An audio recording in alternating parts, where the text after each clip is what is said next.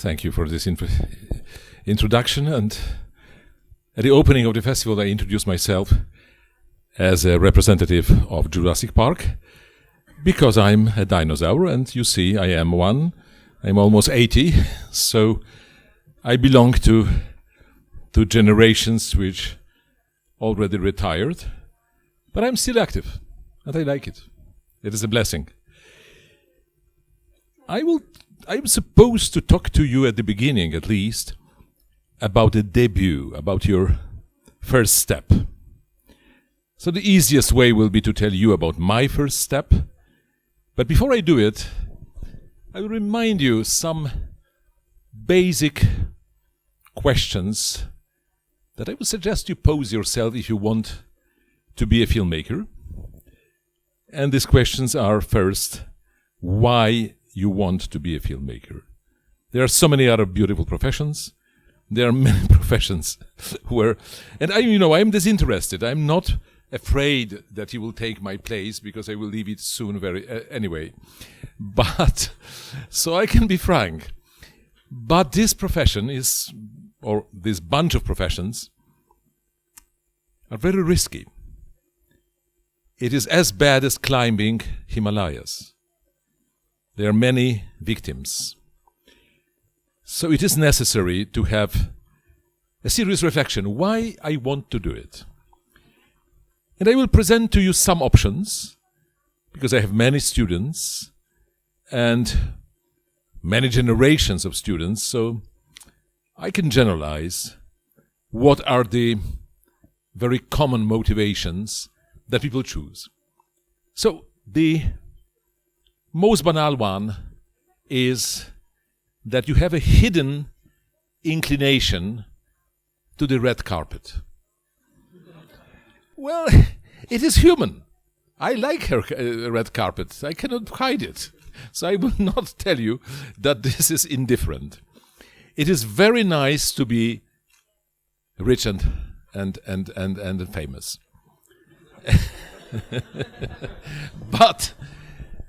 But believe me, it is not enough. And I know examples which are contradicting. I know people who are rich and still have a great complex because they know that the art is not great. And that's dramatic. It happens to some of my colleagues, some of them quite famous. I won't quote names because it will be deeply impolite, but it is a drama. But this is the first possible reason. There are other reasons, like, for example, maybe you have a spirit of a Boy Scout or a Girl Scout.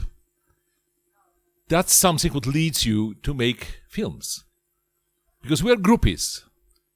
We are never alone, we are always in a group. In your age it is common, but you will see over 30, when people work in the bank or in the corporation, how terribly monotonous their life is. While my life, when I'm 80, I'm still sitting on the rain, on the location, shouting, trying to catch the dog that is in frame. You know, this is something what many people dream about, to be part of the team and having a permanent, constant adventure. That's okay. That's one of the motives why to make films. And you know, the list is long, but at the end, there are some more noble motivations. They are not obligatory. You may be a very good filmmaker and only have a red carpet in mind. But you may also speak about mission.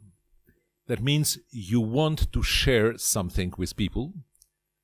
You recognize your loneliness, and you know that using film, you will have contact to people. You will break through to people, and you will try to leave a trace. It's not more than a trace. I don't believe art may change life. Well, Dostoevsky said beauty will save the world, but what we produce is not such a beauty to save the world. We make films that sometimes leave a little trace, and this little trace is already very much. So after years, you will probably understand that even this minimalistic approach is a very audacious one, is a very ambitious one. If you want people to know your story, to meet your characters, to have the experience that otherwise they would not have, I think then there is a mission. There is something more than just profession. But there's nothing wrong to be just a professional and to be a man to hire. That's fine. I don't put aside my colleagues who do that. But of course, I admire these of my colleagues who are really having a mission, who believe in what they do, and they show their own point of view, different from the point of view of the others. By the way, I will warn you, if you make a career, and I hope you will, some of you for sure, I got severely punished when I crossed Atlantic for the first time, and I was invited with my second feature film to the New York Film Festival. And I was told by the director of the festival at that time, it was Richard Rod, late Richard Rod, that my film was very well received by, it was already in Cannes, it was Family Life, my second feature film, and that the critics received it very well, and directly from the airport I was taken to the press meeting. And one of the perfidious questions, what I didn't understand it was perfidious, was, of course, why do you make films? And what is so special in your outlook on life that you believe that your films will be different from the films of other directors? So I said, well, I think I'm all different, and I want to express all my personal views and my personal experience. And the journalist was insisting, do you think that your experience and your feelings are so different than the feelings of the others? I said, yes. I said, I believe so, and that's why I'm an artist. He said, how strange in Europe. In America, we go to the psychiatrist. We don't make films. It is so expensive as a cure. So we have to be aware that when we are very different, we may be simply a little bit abnormal. And even if we are within the norm, we're always very special. Filmmakers, artists are always special. I don't think we have any privileges that we may. I'm very far away from the concept that artist is beyond judgment, that he may allow himself more than the others. Definitely no, I don't believe it. I think this is an abuse. We must have decent life like anybody else. That art is not an excuse. But in reality, I know many of us filmmakers, we have crippled life. Very often we have very bad personal life because we put everything to the profession. But I know the surgeons who have the same problem. They cut other people all the day long, and they have no room for emotions and for real life with their wives. So we are not so special, but art is involving very strongly. Well, I told you I would be happy to spend with you whole evening and maybe the night, but that's not what is planned. So I am supposed to tell you something about my beginnings. Well, first of all, I swear you, I told you all the questions that you have to ask yourself. But when I was beginning, I didn't know one single answer to these questions. I know the answer now, after 60 years, but not when I was starting. I started with amateur films. I was a student of physics, and I'm very proud of physics. However, I love physics even now, but physics never loved me. What can I do? It was a disappointment. So life that was not reciprocated. After 4 years, I quit. I started to study philosophy, but all the time I was making student theater, and I was making some student films, amateur films on 8mm, 16mm. At that time there was no tape, and I was getting some prizes. When you get a prize, when you're young, probably when you are a male, I think women are a little bit more better balanced. But for us, men, it is so important to hear that some other people appreciate your work. We need it because obviously we're we are so insecure. We are, of course, pretending that we know everything, that we are sure of our talent. But believe me, if an artist is assertive, he is good for nothing. Assertiveness is good for the waiter, for the taxi driver, but not for a person who takes decision. When you take decisions, you must have doubts. You must hesitate. You must be not sure of yourself. If you are sure, you're dangerous. Be a pilot, that's fine. If a pilot may be assertive, but not a creative person. By the way, I give lectures to businessmen. First, they go and hire, for big money, some American coaches, and they teach them how to be assertive. And then when they start to have doubts, they invite me for much less money, and I tell them how to get rid of assertiveness. There are ways you can get rid of it. It is good for you. Don't be too assertive. But when somebody says what you do is good, you do it with pleasure. You're helped. And I won many prizes for my amateur films. So finally, I applied to Polish film school, to Polish FAMU, which was in Łódź. I will tell you this story, not that you have to know my biography, please forget it, but there is always something that may be useful for you. The very simple thing was that I was told by the secretary that there are about 100 candidates for one place in the film school. 100 with some knowledge of the probability. I knew I have no chance, and reasonable people will go back and forget the whole examination. I didn't, maybe because I know that probability is sometimes misleading. But when I got to the compound and I've seen the 600 people, out of them 6 were supposed to be admitted, I realized that among 600, at least 300 are regular loonies. You know, slightly crazy. So I said, okay, so it's only 50. For one place. And then out of 50 I realized that probably 20 are less experienced, less good than I am, and I had to compete with 10. With 10 it is reasonable. And I had a good chance. I was admitted. I was proclaimed a hope of the school, and in 3 years I was kicked out. You know, first part of the phrase is very immodest, but it's completed with the second part. They kicked me out from the film school, and it was a real tragedy of my life, because at that time I knew that I really want to make films, that this is my vocation, that this is what I really want to do. It's a long story to tell you why I was kicked out. Of course, it is still a wound, and my professors are well dead, and I was on their funerals. And I forgave them, but they were partly right. It was not so that they were total idiots. There was a misunderstanding in a way, and it happens in life, and that's why I tell you this story.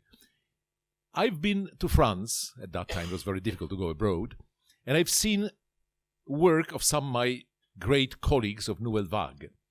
Because of some contacts, I sneaked to the set, and I was taking interviews from Jean-Luc Godard, from Alain Resnais, from Truffaut, from Chabrol. And I was taken by their approach, by their view of cinema. My practical problem was that when you take an interview and you are a socialist subject, you have equivalent of $5 American in your pocket. So I was always in panic, who pays the coffee? But fortunately, the directors usually pay the coffee. Once only I had to pay because a director was called to the set. Anyway, I came back. I had all these ideas in mind, what they do, how beautifully they make improvisation in front of camera. They use unprofessional actors. They use handheld camera. I've seen this all, and I immediately made my film, a graduation film, this way. And my professors, they didn't travel. They didn't know that there is Nouvelle Vague. It was too early for them. And they said, you were amateur, and you are coming back making amateurish film. We have to make an example for the others, that if somebody doesn't want to learn, will be kicked out.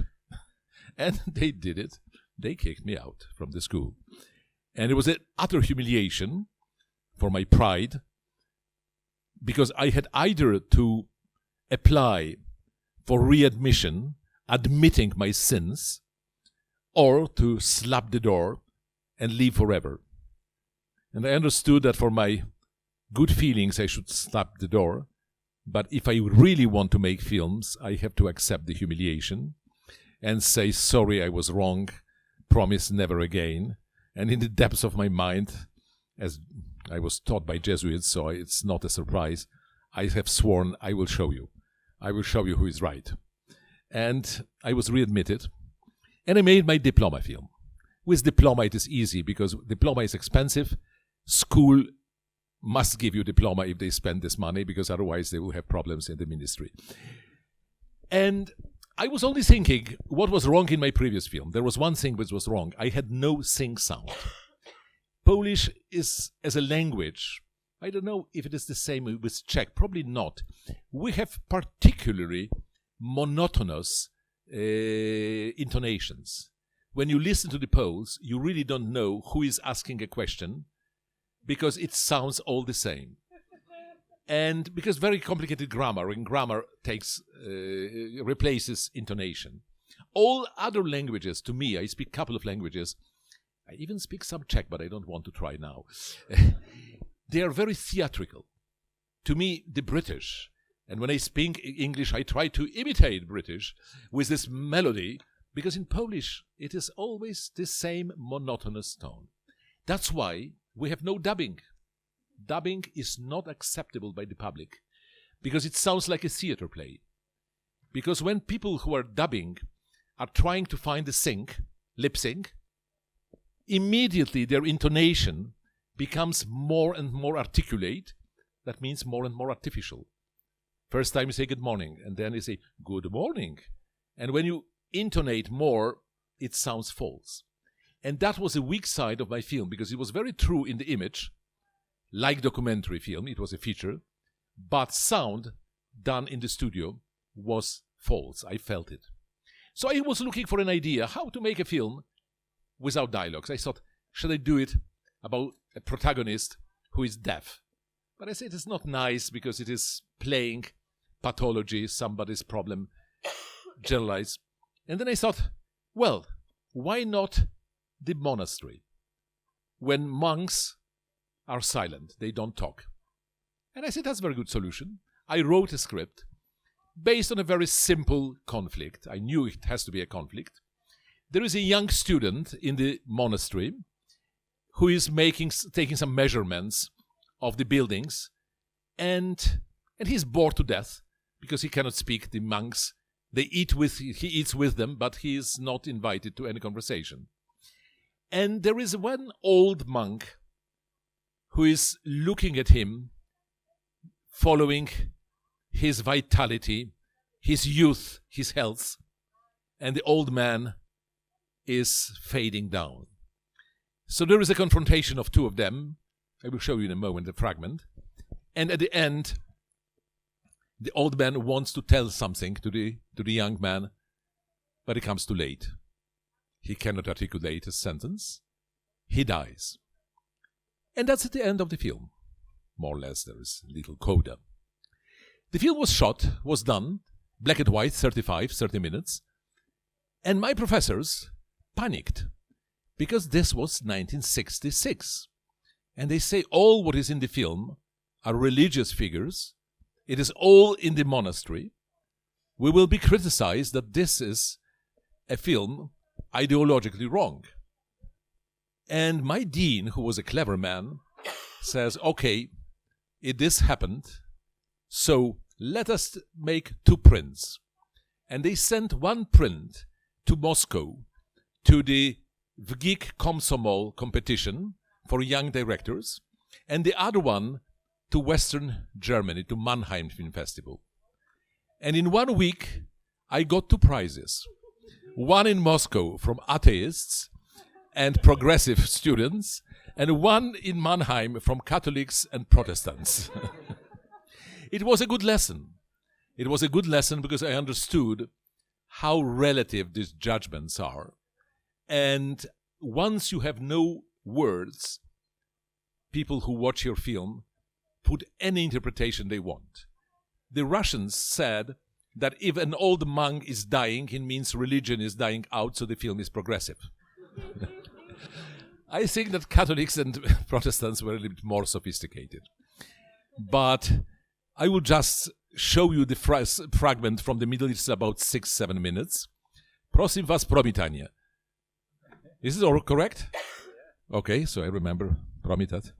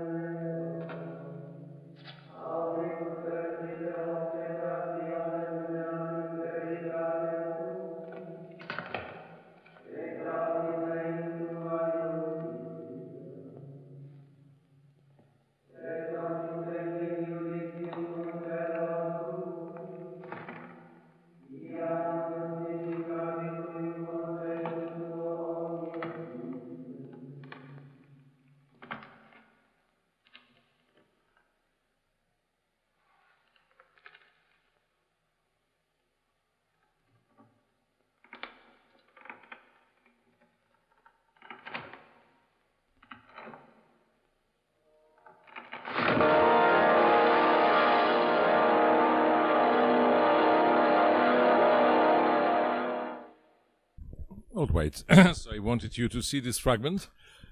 It reminds me of shooting in 1966. We need to put cables to the church. When there are cables, you cannot lock the door. And I was somewhere on the balcony when I've seen two old ladies who sneaked into the church, and they had no slightest idea that film is being shot, but they noticed that the dead monk is in the coffin. I knew that he was a compulsive smoker, so I knew that any moment he may take his cigarette, and then two old ladies will be dead on the spot. So I had to run down and first of all close their eyes before I explain, because it could happen the same moment. Fortunately, they accepted it all and nobody died during shooting. But there is one more thing I will tell you without great satisfaction, that this was one of the experiences when I realized that what my grandparents taught me was right, and they are far more, whatever you get from home is far more relevant than what you get when American trainers are coming and giving you a lecture. One of such basic suggestion was, that was from my grandmother, never play with fashion. Whatever is fashionable is cheap. Don't be cheap. Leave fashion to the idiots and do your way. You may touch fashion but never be the first, because it is bad taste. I believe in bad taste now, and here I committed this crime. We just got to get Zoom from France. At that time it was called Transvocateur. And of course, it was very difficult to get access. I got it only for a few days. And I was using it like idiot. Up and back and up and back. And this film would have been much better photographed and better preserved if there were no these idiotic zoomings. So please now, this season, you must have a drone. Please drop it. Wait until drone becomes something regular and then use it. But never be first, because this will make, then your film will be aging very fast. And that's not a good sign. When things age, it means they were not, their language is not universal. It doesn't survive a long time. Well, you have to ask yourself many other questions when you tell stories. Because storytelling is a serious mission. We share it with literature, with theater, and I insist, it is against the tide, I insist on saying, don't believe that film is mostly visual art. Forget it. This is not true. This is true when you make the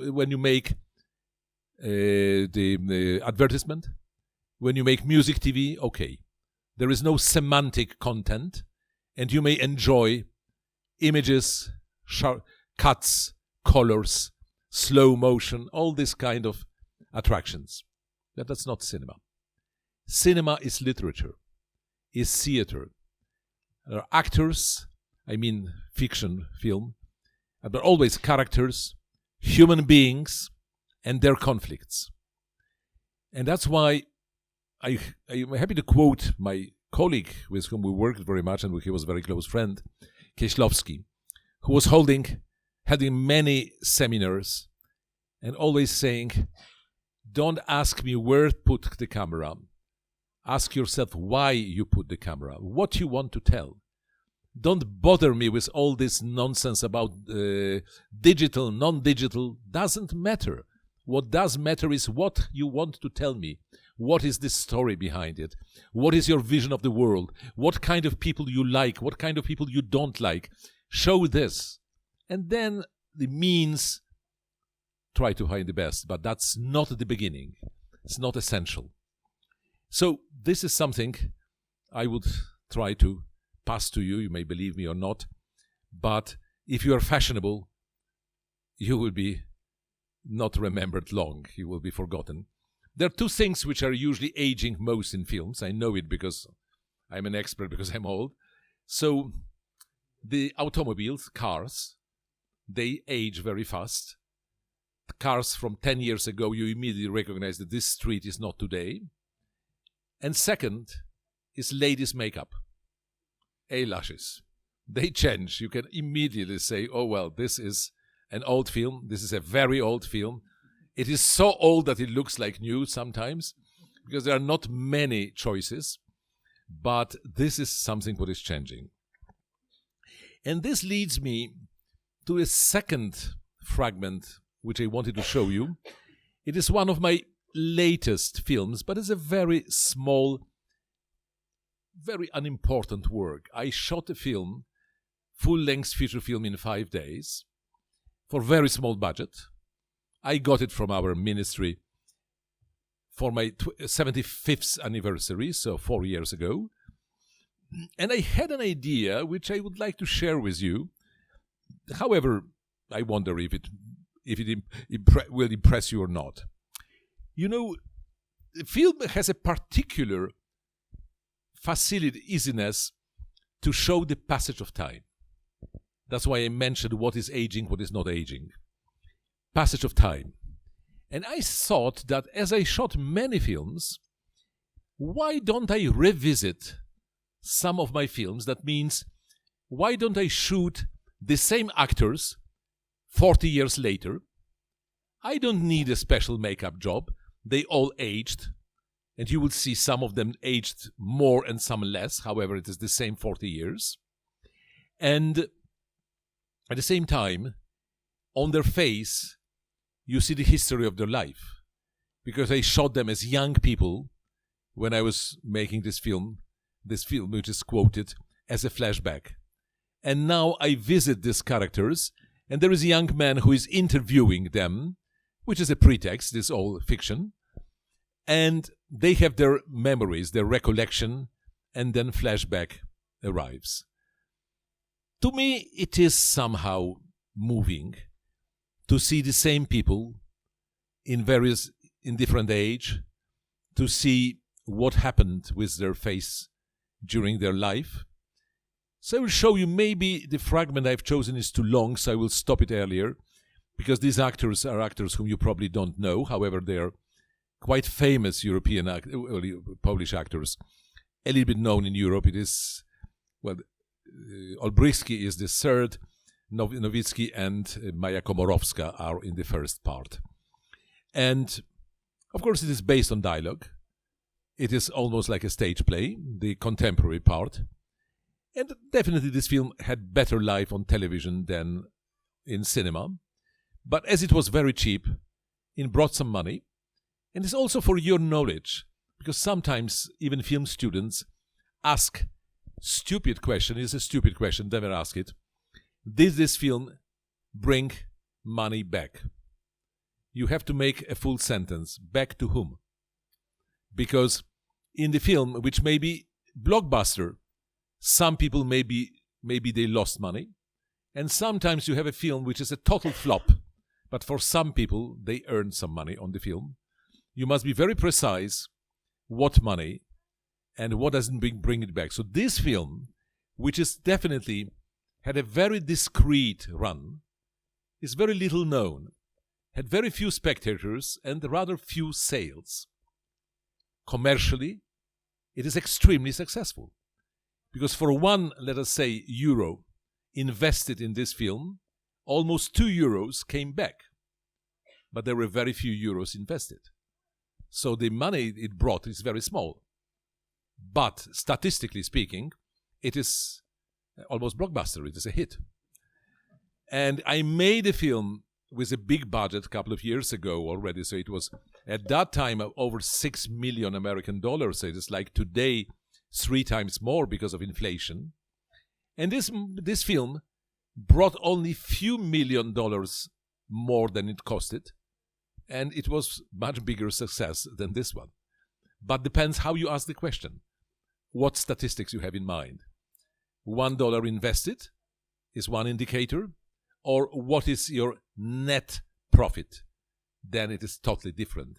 It is enough when film brings 10% more than it costs. And it may be a fortune.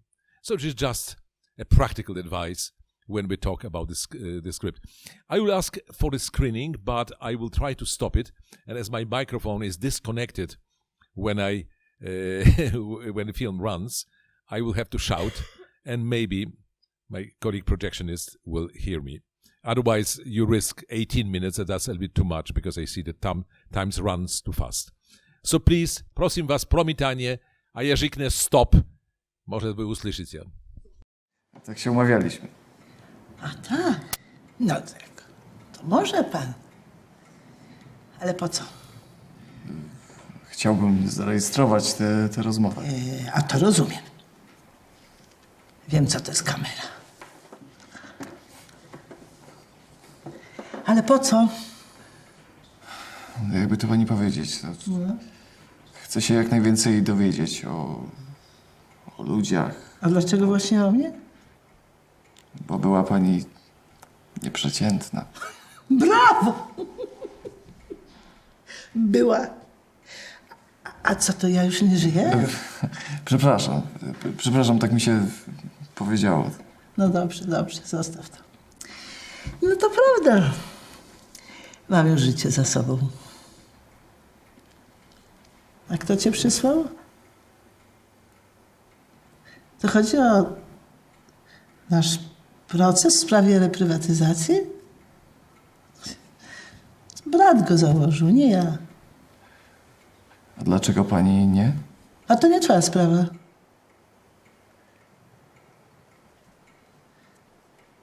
Nie zależy mi teraz na pieniądzach.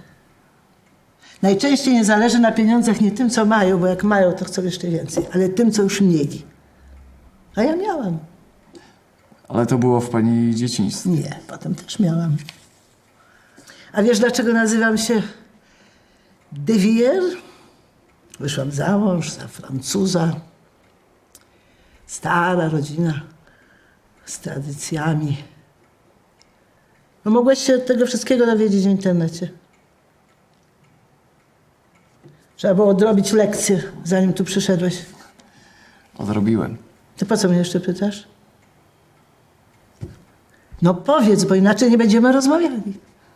Ale ja mówiłem pani przez telefon. Co mi mówiłeś?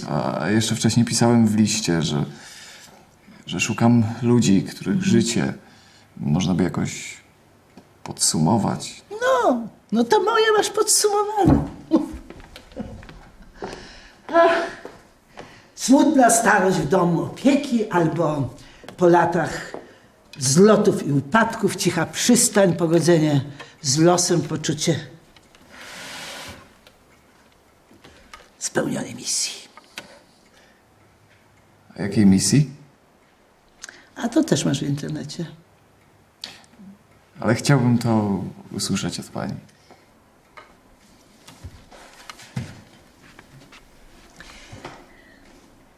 W stanie wojennym we Francji pomagałam Polakom.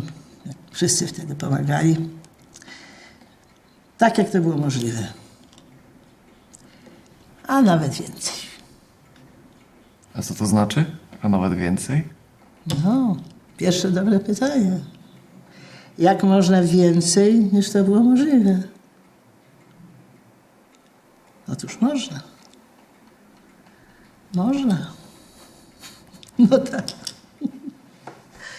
No tylko potem ląduje się w domu opieki. Czyli rozdała pani majątek. Nie. Taka święta to ja nie jestem. Po prostu błędnie zainwestowałam. Błędnie? Jak się gra, to raz się przegrywa, a raz się wygrywa. I jaki pani wynik? Nie powie mi pani. A może powiedzieć, co z tobą? A nie co ze mną. Domyślam się, że z tobą nie jest najlepiej. Aż tak widać? Widać. No zobacz, co ty robisz z rękami. Zachowujesz się jak neurotyk. Nie da się ukryć. Nie chodzi o to, żeby ukryć. Tylko żeby sobie jakoś ze sobą poradzić. Pokonać to w sobie. O, czuję, że ja z tobą zrobię wywiad. Boisz się w życiu walczyć. Nie chcesz w życiu walczyć, prawda? Chciałbyś się gdzieś schować w mysią dziurę. Każdy czasem marzy, żeby się wypisać z gry. Oczywiście można to zrobić. Ale chyba nie należy. I powie pani, że życie jest piękne? Bywa. Może być piękne. Mimo wszystko. No, skończmy już ten wywiad. No nie, ja dopiero zacząłem. O jest. Ja chciałbym panią zapytać, jak to było, jak była pani młoda. To był pełny komunizm, Gomułka i pani mieszkała w takim zrujnowanym domu razem z ojcem, a brat pani wyjechał na Śląsk i podobno jak był inżynierem, to tylko raz wrócił. A skąd ty o tym wszystkim wiesz? To są rodzinne tajemnice. Życie rodzinne to nie jest temat do wywiadów. Mówiła pani, że nie ma nic do ukrycia. Ale nie mam też nic, o czym chciałabym mówić. To były takie złe wspomnienia?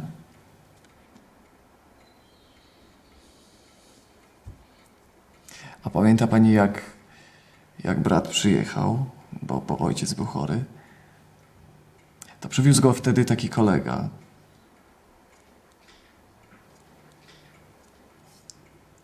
Pamięta pani?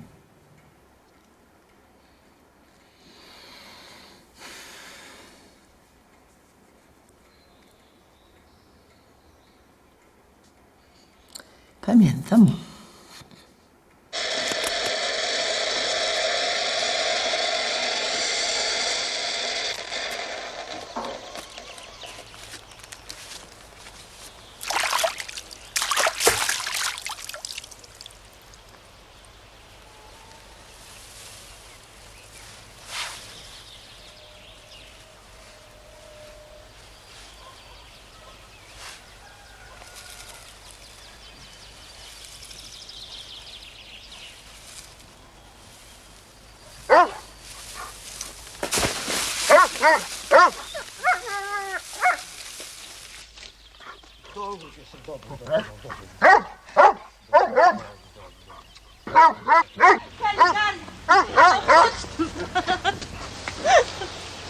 On nie gryzie, tylko jest zapchlony. Pies nie winien, proszę pana, że zapchlony. W końcu tyle ludzi się tu kręci. Kaligali, no. Ty.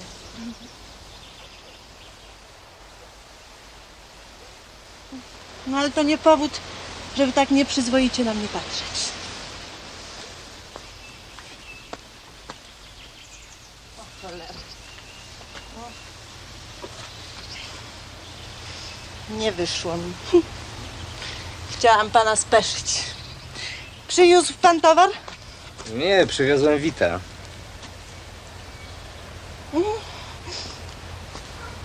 Bardzo mi miło. Jestem jego siostrą. Izabela. Nie, brudna. Świeżo zerwałem. Dziękuję. Kaligali! Pies dziedzicznie obciążony. Kaligali! Ja przepiękne nogi.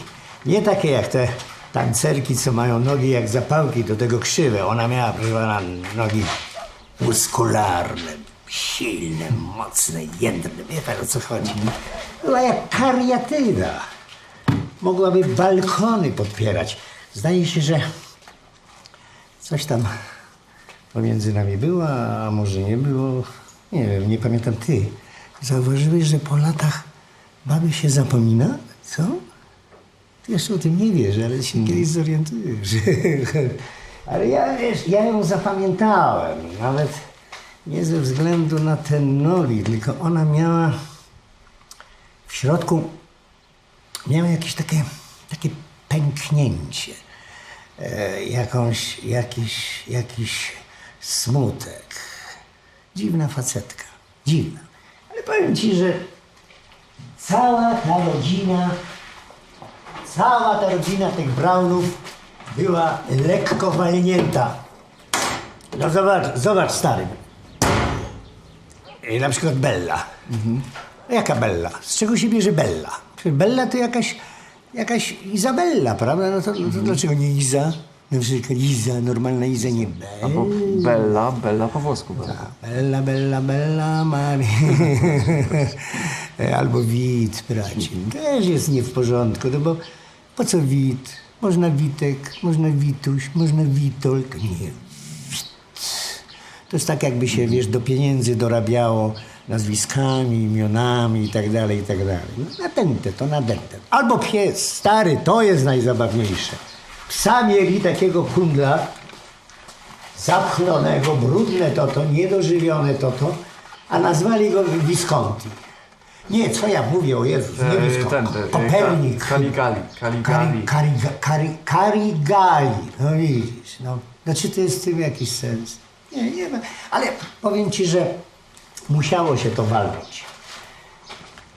Wiesz, jak to jest, no. Trudno się dziwić, bogactwo, pieniądze, a potem rozpierducha. Powiem ci, że lepiej już zaczynać od zera, niż na zerze kończyć. Zobacz jak ja. Trochę się zarabia, a żyje się jak hrabia. Dobrze, że ten Wit chociaż zdał Politechnikę. Wiesz, że on strasznie starał się uciec od przeszłości. Ale w jaki sposób uciec? Głupio, jak struś, głową w piasek. Udawał, że przed nami nic nie było, że wszystko zaczyna się od nas. Ale to da się tak uciec? Da się. Tylko trzeba uważać, żeby zamiast w piasek nie walnąć głową o beton.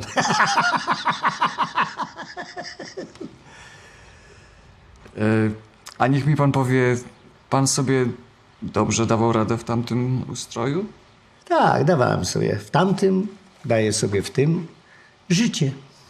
A który był lepszy? Dla kogo? No, dla pana. Myślałem, że spytasz, który był lepszy dla ciebie. No dobrze, to który byłby lepszy dla mnie? Myślę, że dla ciebie tamten. A wiesz dlaczego?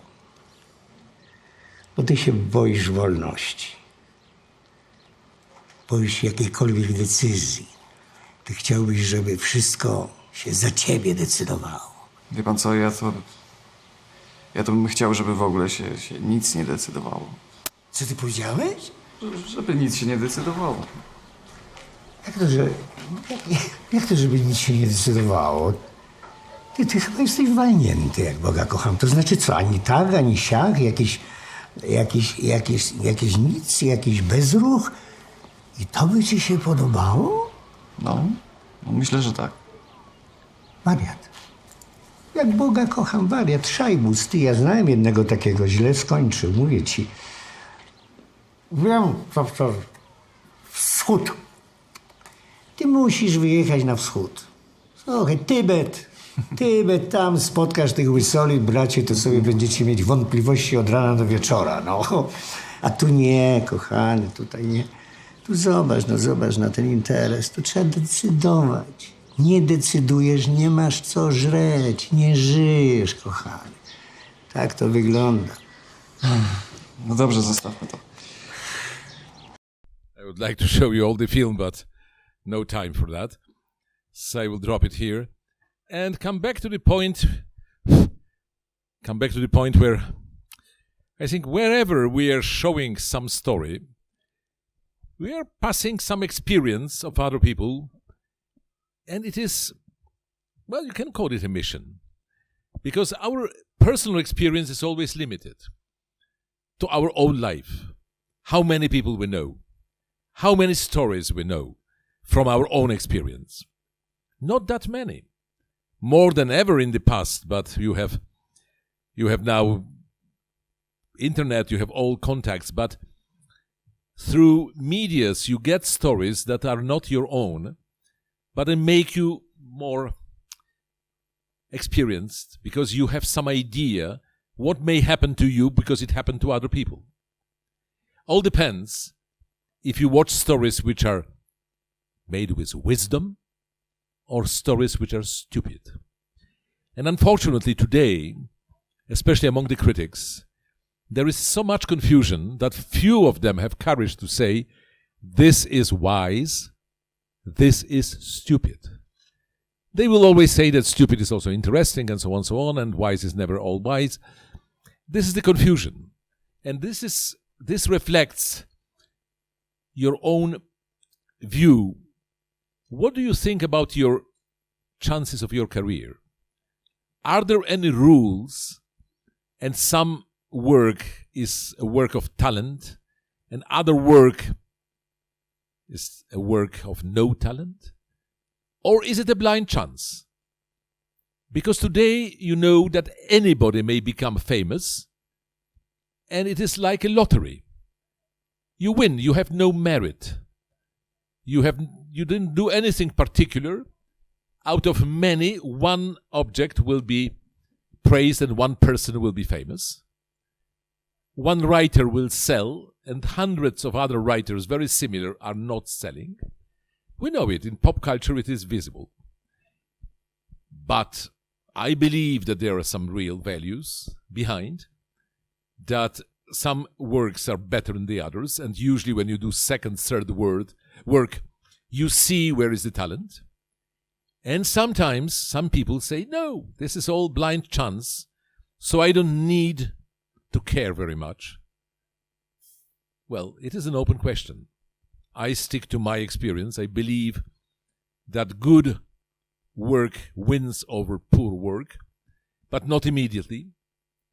And sometimes it is never proven, because the most difficult thing is to make a second film when you made the first one, and the first one is not particularly successful. What doesn't mean that this is not good, because maybe it is commercially non-successful, but maybe with time we will discover that it is beautiful. This happened to Orson Welles and his Citizen Kane. It was a commercial flop, but it changed the history of cinema with time. So the investors were not happy with Orson Welles. Lucky he was that he survived and made successive films. So I bring to you this reflection because it is also part of your personal view, and I come back to the idea that a story should convey some wisdom and some experience. Look, there are some still cameras, and what I want to say is rather, well, not obscene, but tactless. However, I will risk maybe they will not record it. Because that's what American students told me once. You remember American pretendant to be president Hillary Clinton and her husband. Some bad languages say that future President Clinton missed a lesson when they were studying Shakespeare, Macbeth, and he married Hillary, and the rest you know. So better study Shakespeare and know what does it mean, a very ambitious woman who is having power and seeks for power, and many other things. See King Lear, and you will know how disappointed old father may be. Don't be the one. Know what happened. Try to ask question why it happened. And then you have life experience, which you extract from this story brought to you by wise storytellers. Shakespeare is wise, and some other writers are not. They provide us with simple-minded, simplistic, or even stupid stories. And if you buy them, that's poisonous. I think bad art is poisonous, like bad food is poisonous. I don't suggest you go to McDonald's, and I don't suggest you to watch TV serials, because they will wash your mind successfully. I mean real serials, not mini-serials, because mini-serial is like a book in many volumes, but serials which have 2050 episodes they must be stupid, no way. And they will represent a very destructive view on life. Because we have a heritage of Greek tragedy, which shows that life has some twists, some knots, which change its development. And that this is a European invention, that life is a little bit like sun, that has a sunrise, has a peak, noon, and sunset. When I talk about it in India, most of my students look at me with surprise and say, but everything is a circle. Why do you talk about sunrise and sunset? Because I'm European and you're Indian. And make your film Indian way with the circle. Situation will come back to the beginning. We know this formula to rondo, but it's not popular with us. It is very popular in India. And so on and so on. Film is reflecting your vision of life. And there is no way to escape it. I want to have some time for questions, so I am tempted to show you a small fragment of my pre-last film. I just thought about it because I have no idea what can interest you. Maybe all these philosophical divagations are unnecessary, but something practical. In my latest film, I had a sequence of the car chase. You know, in every second film, one car chases another car. That's a syndrome of our civilization. Like, you cannot find a film when nobody talks on the phone now. Everybody does. Old writers were deprived of this privilege. They by phone, you may send many informations. But car race. I made a film which was co-produced by many countries, including Russia. And there was a sequence which I'm going to show you, which happens in Russia. And there is an occasional car race. My problem, directorial problem, was that the film is about spiritual problems, about psychology. It has slow pace, many philosophical dialogues, and suddenly there is a car race. All my crew was preparing something to shoot like James Bond, because crew likes chasing. Every crew likes when car is going to crash. They were bringing me all possible solutions, what meant very expensive cars to be broken. And with my experience, I said, listen, we will do it without breaking one single car. I know the trick, my older colleagues told me. So I will tell you this trick, because maybe some of you will use it. It resolves many problems, but my ambition was not to make it too spectacular, because it will change the genre of the film. This is not an action movie. It is not James Bond. So chase is a little part, rather irrelevant, of the story. And in this, there is a take, which you will see in a moment, when the car, which is chased, for a moment leaves the frame, and we hear the crash, and we see already the wrecked car. If you want to do it this way, you go first and look for the wrecked car. Then, when you find it, you know what color it has, and you go to the BMW and ask, could you rent us a new car of the same color? And you drive one car, you must have double driver, so he puts black glasses, and then I cannot recognize that this is not the same actor. And he leaves the frame, and a moment later, the wrecked car is in frame. And you have the feeling, well, originally, the sound engineer made a spectacular crash in sound. I told him, take it away. We are not making James Bond. Make it modest. Car crash doesn't need to be so loud. It may be discreet. But there is always temptation to follow the matter and to make something what is cinematic, but it's not your message. It's not your style.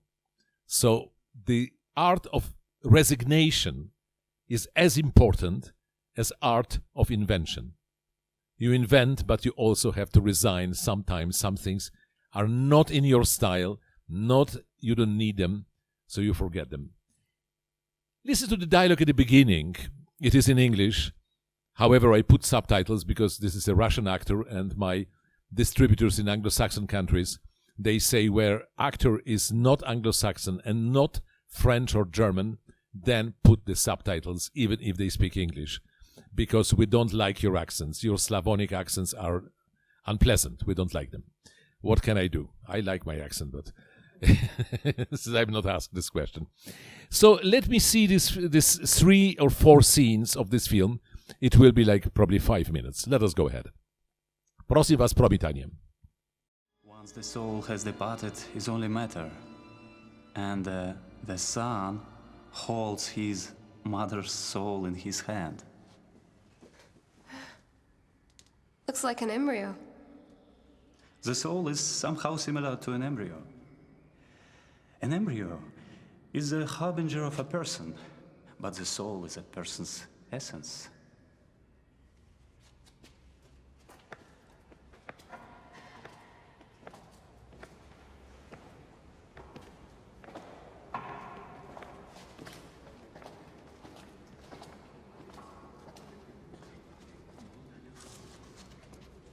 Can Orthodox priests marry? The priests can, but not the monks. But you're a monk.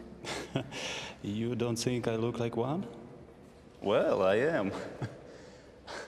But only recently. I used to play basketball. What made you change? Should I make a public confession? We say ex orientalux, that light comes from the east. But how is it here, in the east?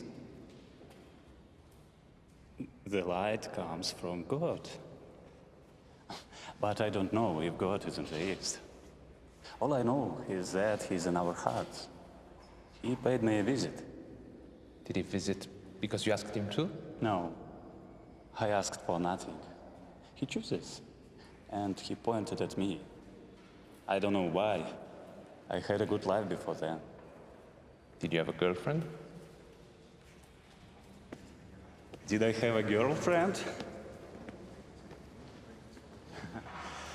Girls used to chase me. I could take my pick.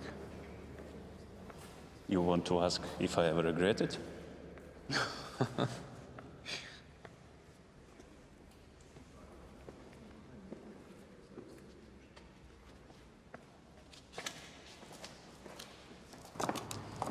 Did you become a believer? Why did you light the candle? Isn't it what you do in an Orthodox church?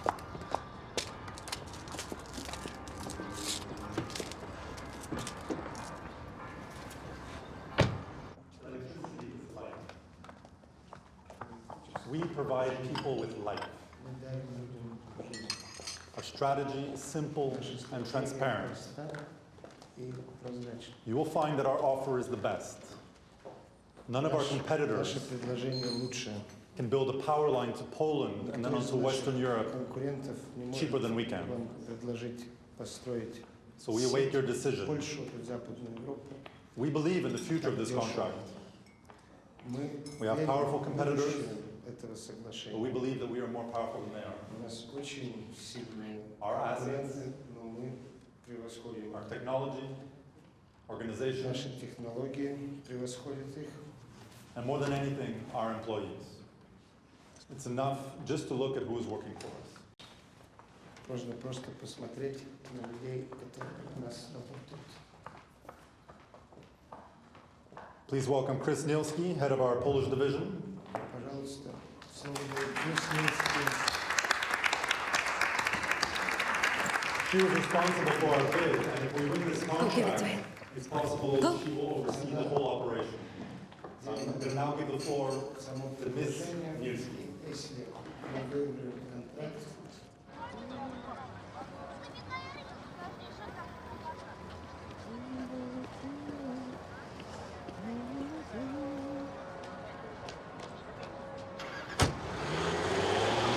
Mr. President! Angelo! Follow him! But I don't have my driving license! Just do it!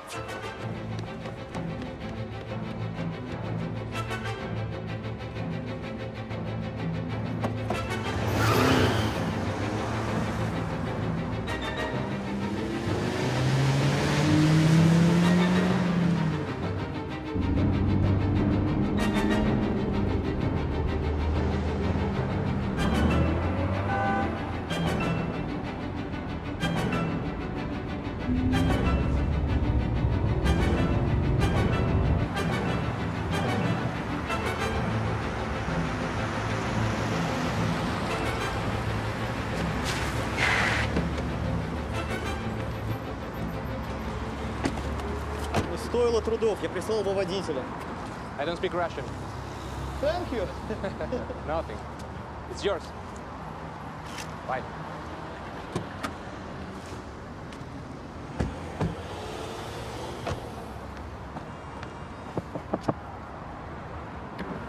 Добрый день, документ. Why? I don't speak Russian. Придется.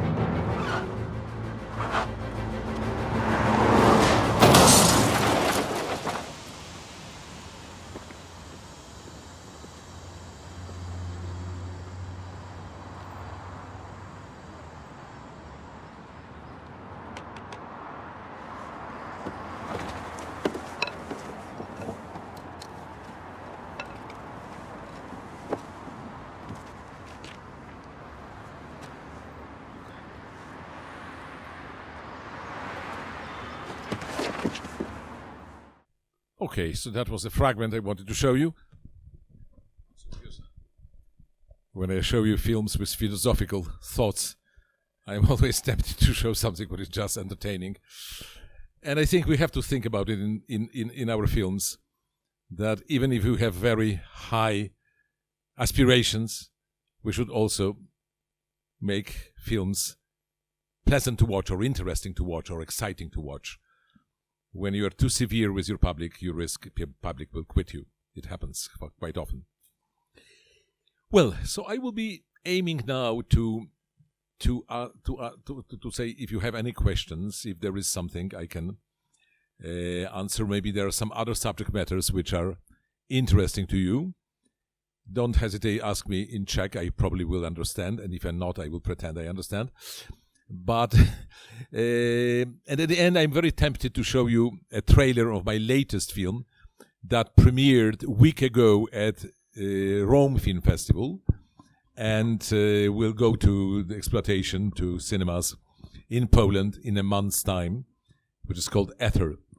But maybe you let us start with the question first, and then I will show the trailer unless there are no questions. Hello. You were talking about stories, writing stories, right? And about writing good one. Isn't it a matter of like a fact that after some time we run out of stories? I don't believe it. It is often said, but when I was young, it was the same. People were saying we have to run out of stories. Depends how well you observe life and how your life is different from life of previous generation. You know, I would say something ironic, because I was having a class in Houston, Texas. And students were very bright, and they've shown films done with great skills, but they were all about nothing, because they were showing on their films what they have seen on their television. So I told them, as I tell you, tell your stories will be different because your life is different, so you must have your experience, your choices, your dilemmas, your dramas. And one student stood up and said, but sir, I have only one dilemma in my life, if should I buy Motorola or Nokia. When I said, listen, this is a real drama. Your life is so miserable. Tell me about it. Tell me why or what happened that your life is so poor that this is the only dilemma you have. You know, it is ironic, but I mean everybody has his story. If he has talent, he can communicate it, and I will understand it. It is not true that the stories are gone. The schematic stories, the 19th century stories, which you will find all at Balzac and Émile Zola and a couple of other great writers, they already left us a catalog of stories. Then when you watch TV serials, you see the same stories repeated. There is always somebody learning that this other guy is his father and not the guy he believed. There is always some uncle who is dying and leaving some legacy, big money, and somebody has a heart attack. That is, kind of catalog. But when you take something from real life, you will realize that each generation has his or their own stories, and they are different. And I'm expecting them, because stories are attached to our life. Our life is not like it used to be, and the life which you will have, it will be very different from my life, for sure. Because of technology, because of economy, because of the whole situation. So I dismiss an opinion that stories are already all exploited. Find me new ones. Yes, please. Are you ever tempted to revisit some of your old movies and re-edit them in a different fashion as you would see them now, rather than the way you saw them 40 years ago, maybe? Listen, I will tell you, all artists are somehow narcissistic, and it's very dangerous for us to look too much to the mirror. So my principle is, of course, I look to the mirror when I shave, but later I don't watch my old films. I don't want to think about it. I know re-editing makes no sense. Nobody wants to see them again. Why should they? So simply, I would like to make a new one, that will be better. And I have always illusion that this new one will be better. Sometimes it is not. Sometimes it's much less good. But again, all energy forward. Don't think about the past, because then you become a narcissist. Good evening. I would like to ask you, you're talking in the beginning about doubts of why to make films. Did it happen in your life or during your career that you get this question again, like why to make the films after some period of time, yes, after some experiences? Very much so. And it was not an abstract, depression. Simply when the old system finished, the new perspective opened. And I was invited to be Minister of State. I was invited to be an ambassador in 2 important countries. It was a totally new opening. And I was very tempted. I thought maybe I already made all my films. And now I will have a different life, very interesting, new, fresh. And then I have a second thought. It is my private confession, but you ask for it somehow. When I was quite young, before I became a filmmaker, I paid a visit to my very far relatives in Italy. And it happens that they are fabulously rich. Maybe you came across refrigerators and dishwashing machines. Zanussi. These are my relatives. And they welcomed me very, very cordially. They couldn't understand that I have less than $5 in my pocket. And they offered me a scholarship to make economical studies and a fixed position in their huge industry. At that time, they were controlling over 50,000 workers. So it was amazing proposition. And I was just studying cinema. And I was I said, no, thank you. I am not going to do it. And I thought, I'm a coward. I don't sense the chance. There is one chance in life, and I missed it. And then I know I am still in touch with them. I am the lucky one. I have still a very interesting life. And their life is as it is. They have their private plane. But their biggest problem is that the refrigerators, they don't break early enough. And then there is unemployment. So they prefer them to break in 5 years with this plant. This is different life. I have full of admiration for their beautiful effort, what they did. But I think I had that time good intuition.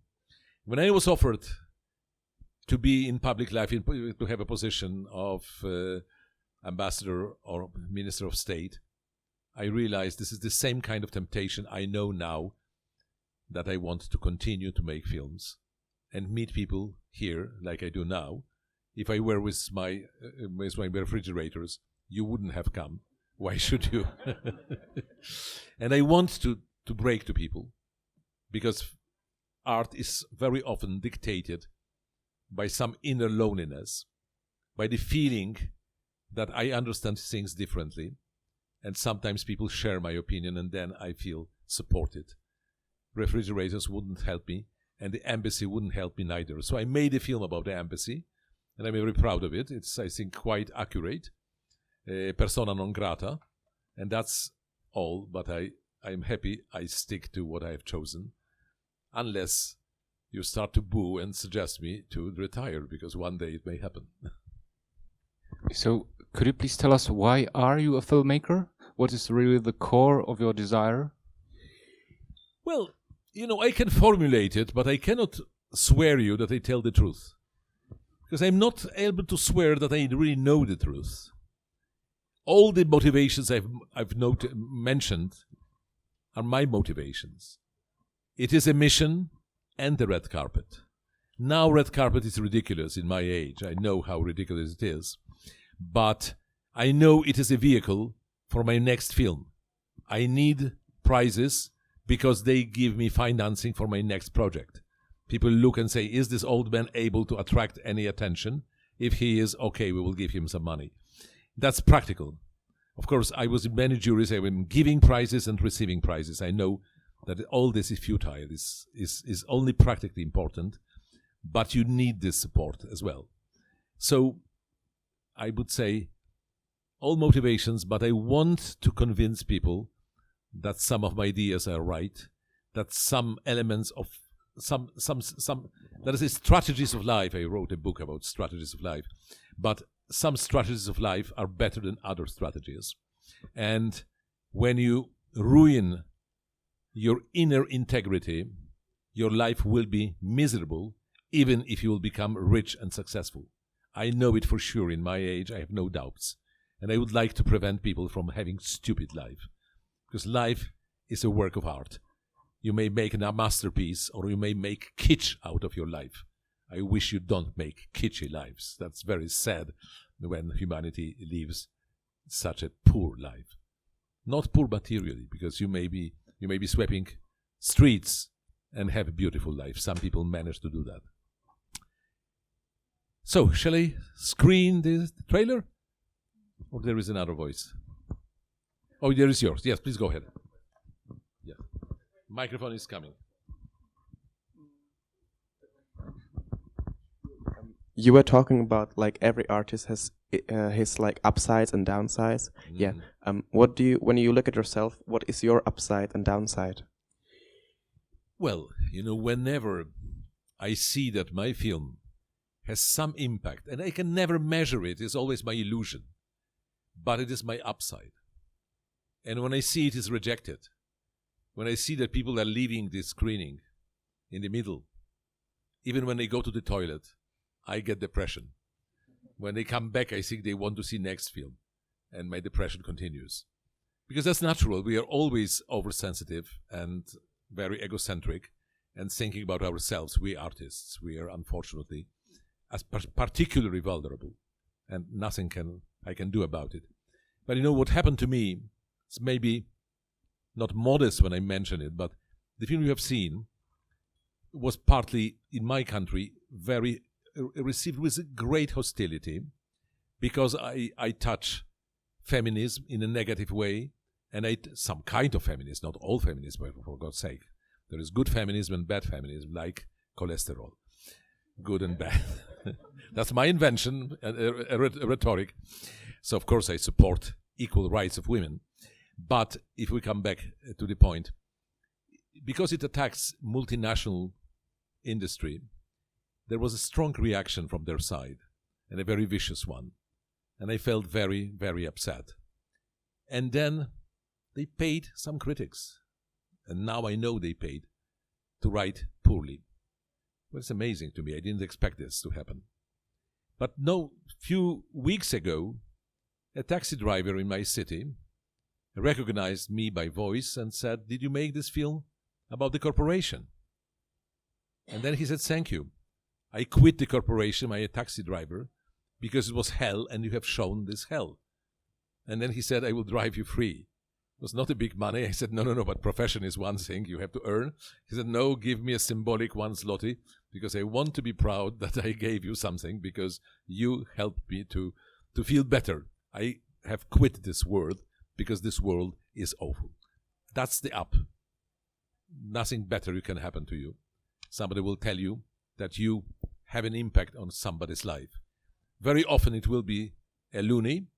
Very often it will be somebody who at the end will quote the film which you haven't done, but of your colleague. So you have to be prepared that it will be misleading, but sometimes it is real. I think we're approaching the end, but we still have, I think, chance for 4 minutes. Yes, no, one question or 4 minutes of the trailer, whatever. Okay. So, yes, please. Prosím vás. Dobrý den. Já mám jednu otázku na vás, kterou jsem vám položil před lety. Jestli si možná vzpomenete. A to je, o čem je film. A vlastně jsme mluvili o tom, pokud se vzpomínám, že jste říkal, že film není o příběhu, ale o etice. A chci jenom připomenout i pro ostatní vaše krásné filmy, ty první, ty, kdy leze utíká ten pán po stěně a zabouchne se mu okno. A myslím, že by to tady bylo velice úžasné to promítnout. Ale vzpomněl bych, nebo ptám se, moje otázka o tom, je to stále o etice, ten film? Je to důležité? Myslím tak. It is about ethics, because closing the window when somebody may be saved means to be silent. To withdraw is an ethical gesture and is a negative gesture. You don't help fellow human being, and you're guilty, whatever happened. This is painful, and we like to avoid such situations. But I did this film, and this film was put on shelter immediately. It was the very beginning of my career. So the first work I did for television was immediately censored. But after a couple of years, they put it on program. But after a couple of years. So if I may offer you now my latest, it will be typical mess that they make when they make a trailer. I didn't touch it. The film is very quiet and very, let us say, balanced. The trailer tries to tell you that this is an action movie. It is not. It is my version of Faust. And maybe one day I will be privileged to come to Czechia and show the film entire with subtitles. Now, just to have a feeling of it, because it's my latest work, so it's like youngest child, the dearest one. Prosim was promítanie. Czego, jeśli wolno wiedzieć, będą dotyczyć pańskie badania? Eteru. Eter to taka substancja, która wypełnia cały wszechświat, odbiera człowiekowi świadomość, a zatem i wolną wolę, a przy tym pozbawia go bólu.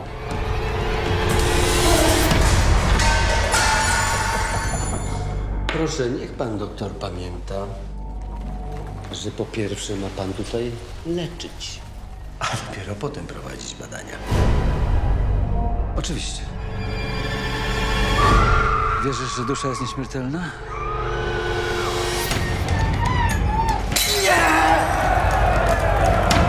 W każdym z nas siedzi zwierzę. A może pan doktor będzie pierwszy? Ja mam szczęśliwą gwiazdę. Jest pan pewien? Tak.